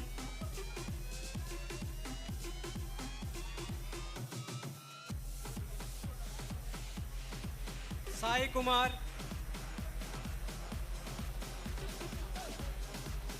Kammari Sai Kumar,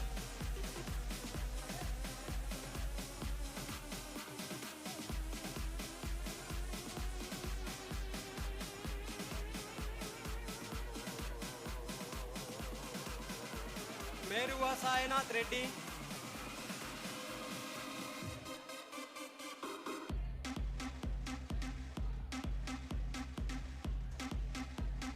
Kuna Sampath Kumar,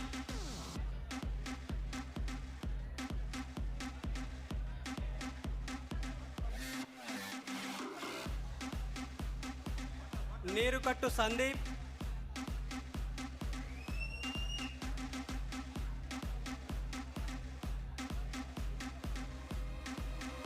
Namala Sandeep,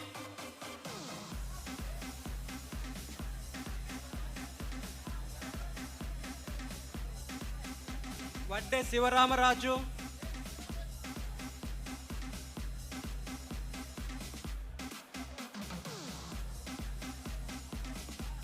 Sheikh Muhammad Abdul Qadir,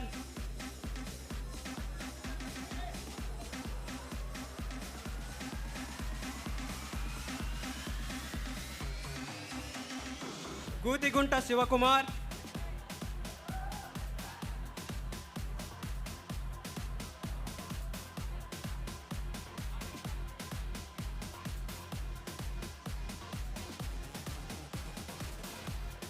P. Srinivasulu,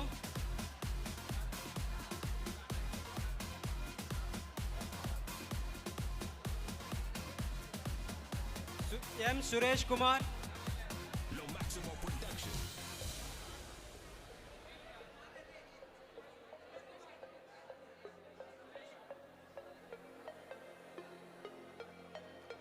Ramasurya Narayana,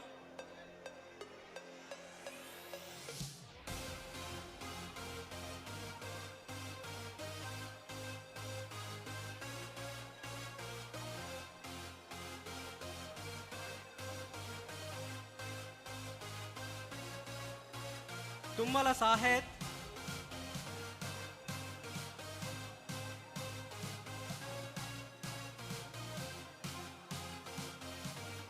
Tummala Sahet, Kolla Venkata Narayana,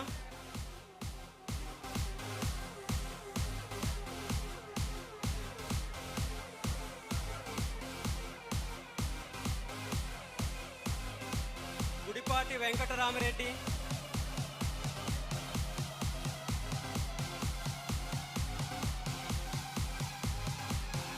Pendyala Venkata Raviteja,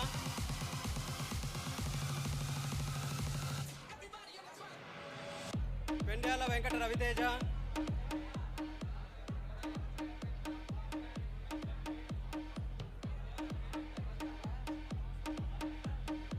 CH Venkatesh,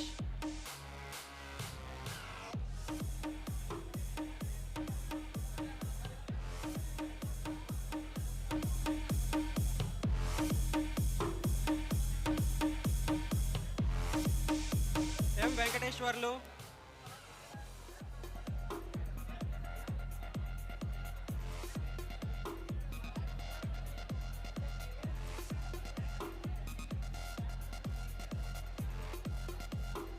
Kotirala Venugopal, SP Vijay Kumar,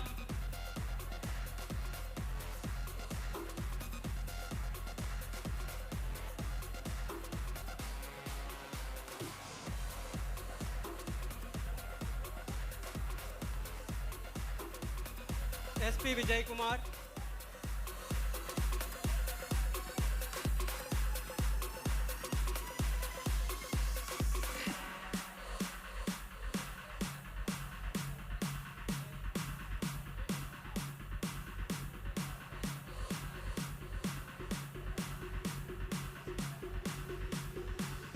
Vijay Kumar M. Adi.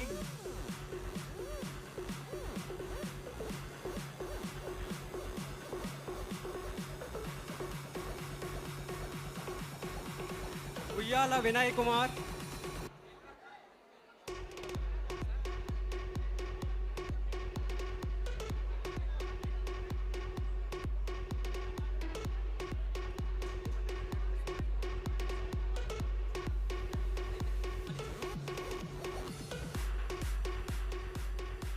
Gudesh Vinit.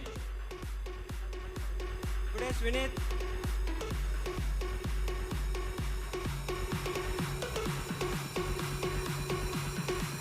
Kakali Vinod Kumar.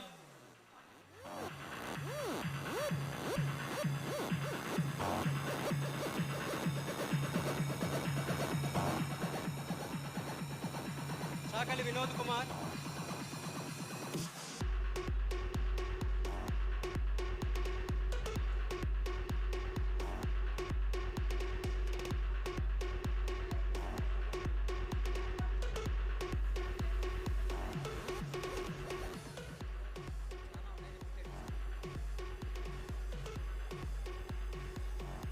Virupaksaya TC.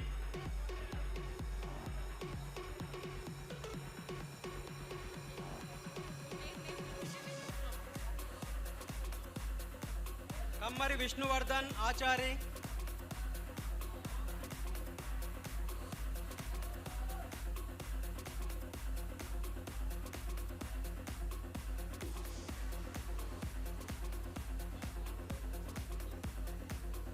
Gudesh Vinit.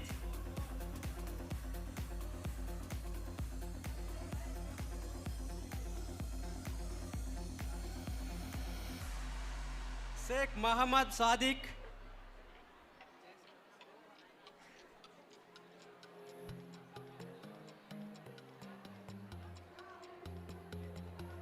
Sheikh Muhammad Yunus.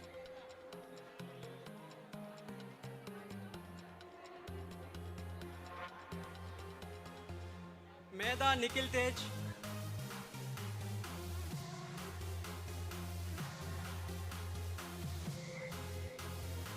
Praveen Kumar Reddy.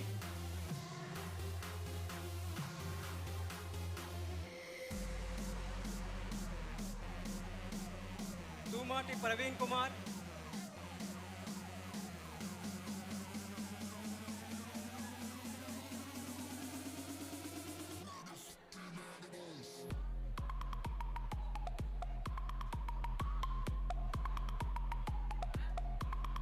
Tumati Praveen Kumar.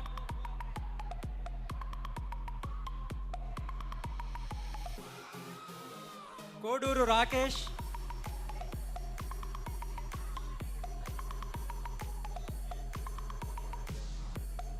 J. Ramanjaneya.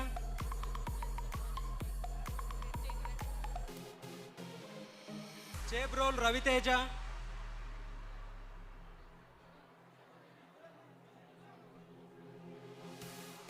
Katta Sai Charan.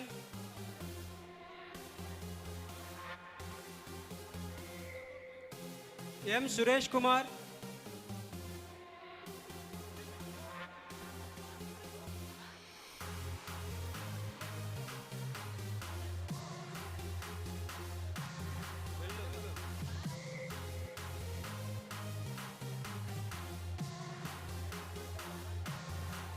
From Forestry, Jayant HN. Kiran J. Kiran J.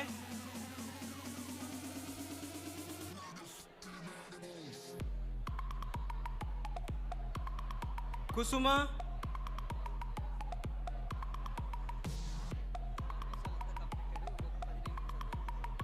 Naga Kumar BN.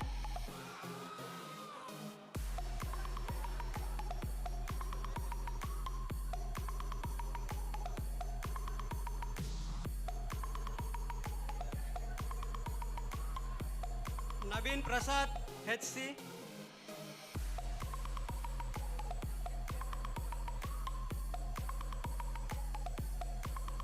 BK Pooja.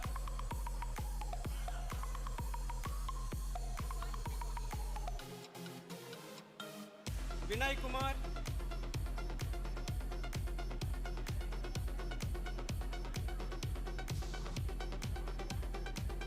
Vijit Mohan Hemawat,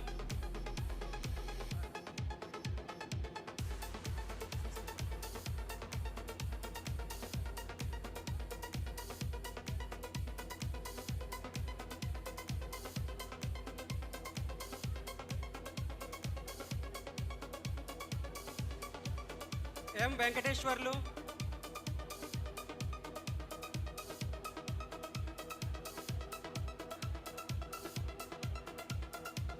Vijay Kumar M. Adi,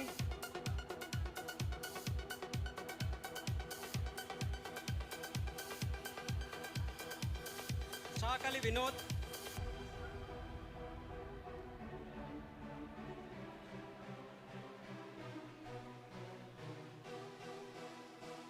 Chakali Vinod, Kumar Vishnu,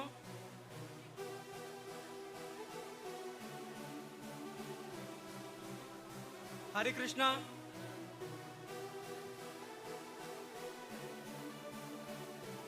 Hemant Kumar,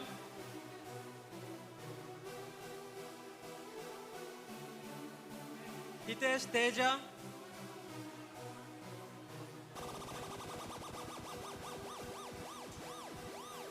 Talapalli Jagadish,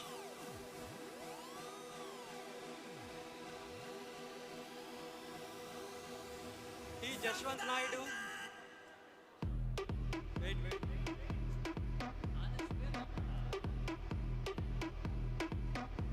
Adarsh.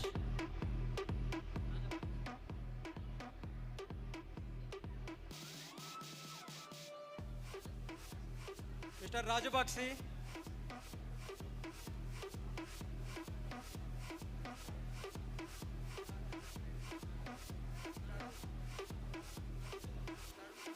Tarun Kumar,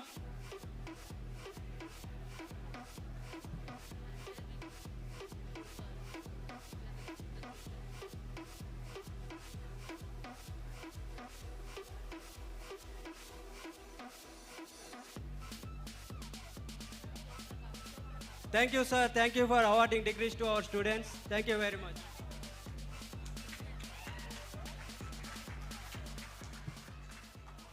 Thank you, Dean Kasar, for calling out the names of graduates. And I thank you, Shri Shaurya Dovalji, for handing over the degrees to graduates and wishing them the best. And congratulations to all the graduates who have been honored today. A big round of applause to your own self for this achievement that you have been through.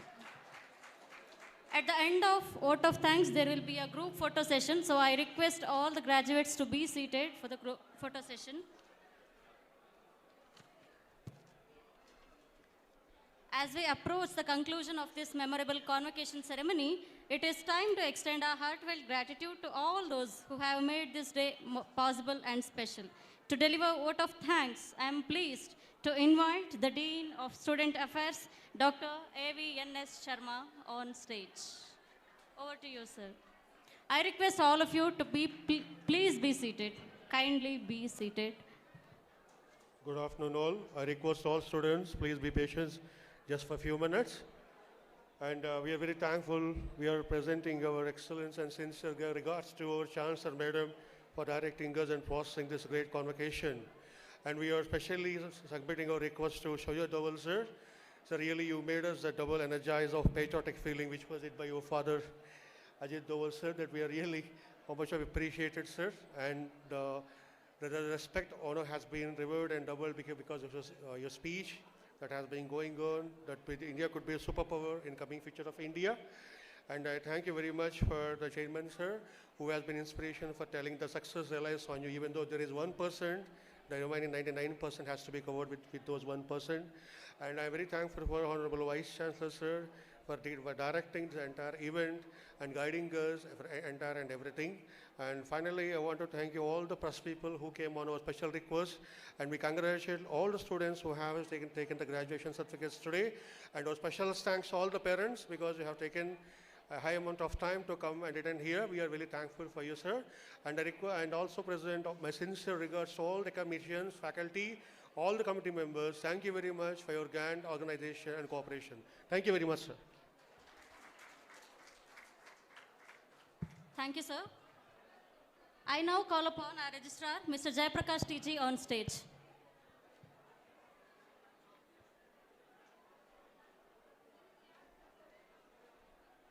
May I now request our Honorable Chancellor, Dr. Rupa Vasudeva Madam, to declare the convocation closed.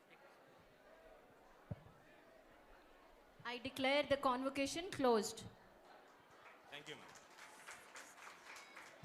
Thank you, ma'am. Now there will be a group photo session.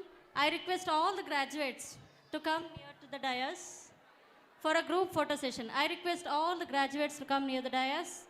Make it as early as possible, please. I request all the graduates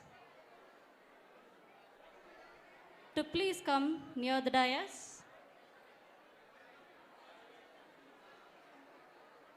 Please come on the dais, all of you. Quick.